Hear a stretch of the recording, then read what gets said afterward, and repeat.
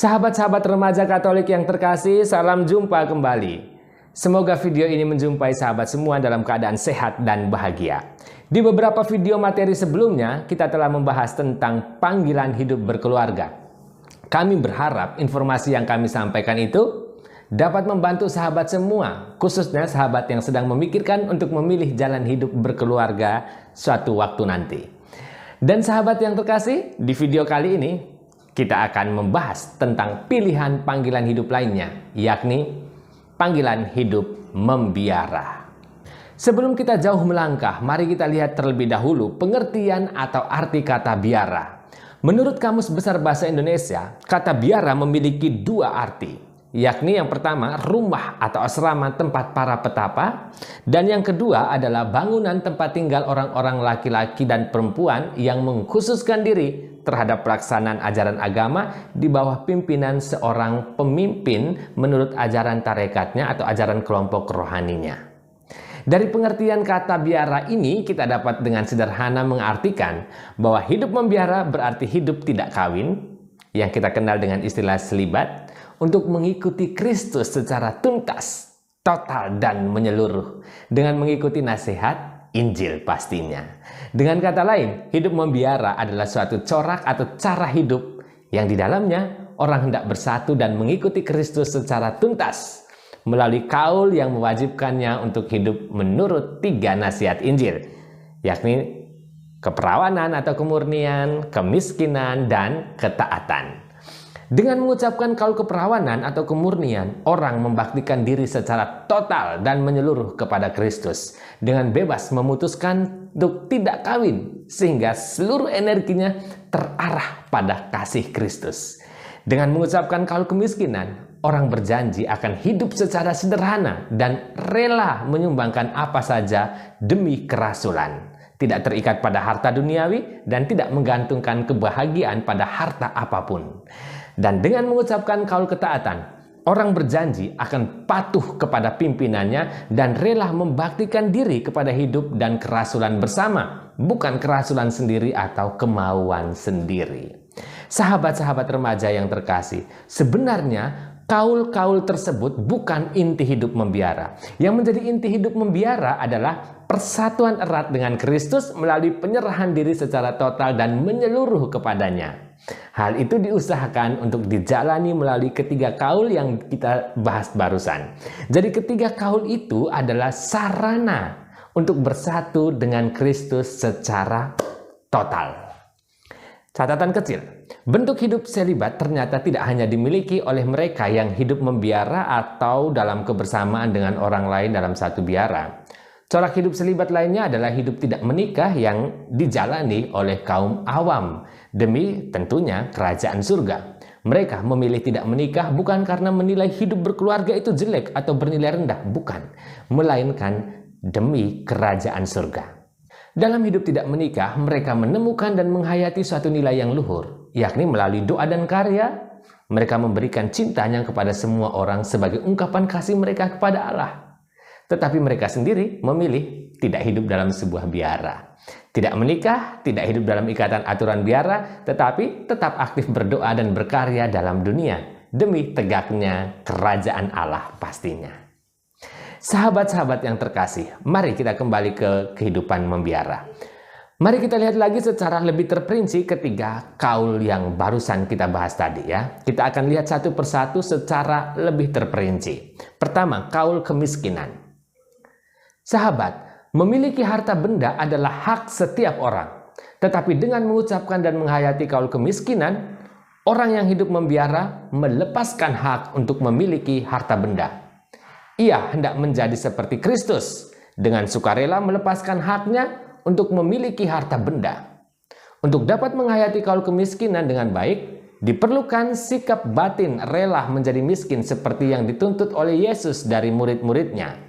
Kita lihat dari kutipan Injil Lukas bab 10 ayat 4. Janganlah membawa pundi-pundi atau bekal atau kasus. Kita juga lihat kutipan Injil Matius bab 10 ayat 9-10. Janganlah kamu membawa emas atau perak atau tembaga dalam ikat pinggangmu. Janganlah kamu membawa bekal dalam perjalanan Janganlah kamu membawa baju dua helai, kasut atau tongkat, sebab seorang pekerja patut mendapatkan upahnya. Sikap batin ini perlu diungkapkan dalam bentuk nyata dalam kehidupan sehari-hari. Berkaitan dengan pengungkapan atau perwujudan kaul kemiskinan, ada dua aspek yang bisa ditemukan, yaitu aspek asketis dan aspek apostolis. Asketis berarti gaya hidup yang sederhana, dan apostolis berarti rela menyumbangkan harta, tenaga, waktu, keahlian, dan keterampilan, bahkan segala kemampuan dan seluruh kehidupan untuk karya kerasulan kepada umat, karya pelayanan kepada umat. Kaul ketaatan. Kemerdekaan atau kebebasan adalah milik manusia yang sangat berharga. Segala usaha akan dilakukan orang untuk memperjuangkan dan mempertahankan kemerdekaannya. Dengan kaul ketaatan, orang memutuskan dengan bebas untuk taat seperti Kristus, melepaskan kemerdekaannya dan taat kepada pemimpinnya, meletakkan kehendaknya di bawah kehendak pemimpin demi kerajaan Allah. Kita lihat kutipan Injil Yohanes bab 14 ayat 23 sampai 24. Jawab Yesus, "Jika seorang mengasihi aku, ia akan menuruti firman-Ku, dan Bapa-Ku akan mengasihi dia, dan kami akan datang kepadanya dan diam bersama-sama dengan dia. Barang siapa tidak mengasihi aku, ia tidak menuruti firman-Ku. Dan firman yang kamu dengar itu bukanlah daripadaku, melainkan dari Bapa yang mengutus aku." Kita juga lihat surat Rasul Paulus kepada jemaat di Filipi bab 2 ayat 7 sampai 8. Telah mengosongkan dirinya sendiri dan mengambil rupa seorang hamba dan menjadi sama dengan manusia, dan dalam keadaan sebagai manusia ia telah merendahkan dirinya dan taat sampai mati, bahkan sampai mati di kayu salib. Ketaatan religius adalah ketaatan yang diarahkan kepada kehendak Allah. Ketaatan kepada pemimpin merupakan bentuk konkret dari ketaatan kepada Allah. Maka dari itu, baik pemimpin maupun anggota biasa perlu bersama-sama mencari dan berorientasi kepada kehendak Allah. Dalam kaul ketaatan pun dapat dibedakan aspek asketis dan aspek apostolisnya. Dari aspek asketis, ketaatan religius dimengerti sebagai kepatuhan pada pemimpin, terutama guru rohani. Sementara dari aspek apostolis, ketaatan religius berarti kerelaan untuk membaktikan diri kepada hidup dan terutama kepada kerasulan bersama, kepada pelayanan bersama. Kaul yang ketiga adalah kaul keperawanan. Hidup berkeluarga adalah hak setiap orang. Dengan mengucapkan dan menghayati kaul keperawanan, orang yang hidup membiara melepaskan haknya untuk hidup berkeluarga demi kerajaan Allah. Melalui hidup selibat, ia mengungkapkan kesediaan untuk mengikuti dan meneladani Kristus sepenuhnya, serta membaktikan diri secara total demi terlaksananya kerajaan Allah. Kita lihat kutipan Injil Matius bab 19 ayat 12. Ada orang yang tidak dapat kawin karena ia memang lahir demikian dari rahim ibunya. Dan ada orang yang dijadikan demikian oleh orang lain, dan ada orang yang membuat dirinya demikian karena kemauannya sendiri oleh karena kerajaan sorga. Siapa yang dapat mengerti, hendaklah ia mengerti. Sahabat, dengan kaul keperawanan, sikap penyerahan diri seorang Kristiani dinyatakan dalam seluruh hidup dan setiap segi. Inti kaul keperawanan bukanlah tidak kawin, melainkan penyerahan secara menyeluruh kepada Kristus yang dinyatakan dengan meninggalkan segala-galanya demi Kristus dan terus-menerus berusaha mengarahkan diri kepada Kristus, terutama melalui hidup doa. Sahabat yang terkasih, secara singkat, ketiga kaul itu dapat dikatakan sebagai suatu sikap radikal untuk mencintai Bapa dalam kaul keperawanan, pasrah kepada kehendak Bapa dalam kaul ketaatan, serta bergantung dan berharap hanya kepada Bapa dalam kaul kemiskinan. Apakah Anda tertarik memilih cara hidup ini? Sahabat-sahabat yang terkasih, jangan takut menjadi seorang biarawan atau menjadi seorang biarawati. Inti kehidupan membiara ialah persatuan atau keakraban dengan Kristus. Hal ini juga dituntut dari setiap orang Kristiani. Tugas ataupun karir bagi seorang biarawan atau biarawati adalah soal tambahan semata. Tanpa keakraban dengan Kristus, maka kehidupan membiara sebenarnya tidak memiliki suatu dasar yang kuat. Seorang biarawan atau seorang biarawati hendaknya selalu bersatu erat dengan Kristus dan menerima pola nasib hidup Yesus Kristus secara radikal. Oleh karena itu, semboyan klasik hidup membiara yang tertuang dalam Lumen Gentium artikel yang ke-42 ialah mengikuti jejak Tuhan kita Yesus Kristus atau meniru Kristus. Ungkapan ini tidak boleh ditafsirkan secara lahiriah saja. Mereka yang mengikuti Kristus berarti meneladan bentuk kehidupannya. Akan tetapi, meneladani harus diusahakan sedemikian rupa sehingga mereka sungguh bersatu dan menyerupai Kristus. Untuk dapat menyerupai dan menyatu dengan Kristus, orang harus sering berkomunikasi atau bertemu dengan Yesus Kristus. Nah, pertemuan atau komunikasi yang efektif dan yang paling sering dilakukan ialah doa.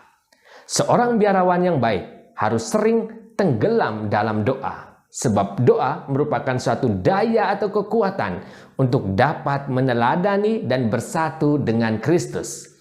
Di dalam doa, orang selalu bisa berbicara, mendengar, dan mengarahkan diri kepada Kristus. Persatuan erat dengan Kristus itulah inti dan tujuan hidup membiara. Tanpa persatuan dengan Kristus, hidup membiara akan rapuh karena tidak memiliki dasar. Seorang biarawan perlu mengusahakan persatuan yang erat dengan Kristus dan menerima pola hidup Kristus secara radikal sampai ke akar-akarnya. Sahabat-sahabat remaja yang baik, jangan lupa inti hidup membiara didasarkan pada cinta Allah sendiri. Demi cintanya kepada manusia, Allah mengutus putranya ke dunia untuk mewartakan, menjadi saksi dan melaksanakan karya keselamatannya bagi manusia. Yesus menjalankan tugas perutusannya secara sempurna dan radikal dan menyerahkan diri secara total kepada Bapanya, memiliki dan menggunakan harta benda hanya sejauh diperlukan untuk melaksanakan karyanya saja dan taat kepada Bapanya sampai wafat di kayu salib. Pola hidup semacam itulah yang hendaknya dihayati oleh seorang biarawan atau seorang biarawati dalam hidupnya sebagai tanda persatuannya dengan Kristus. Akhir kata, kami tim Rumah Retret adalah biarawan biarawati SSCC. Sebagai biarawan dan biarawati, kami menyadari bahwa pola hidup yang menyerupai pola hidup Yesus yang sedang kami jalani ini adalah keputusan hati kami yang menjadi bentuk balasan cinta kami pada Kristus yang sudah terlebih dahulu mencintai kami. Mari bergabung bersama kami di acara hidup kami seperti ini. Salam hangat penuh kasih dari Rumah Retret Batam Oase Center. Sampai jumpa.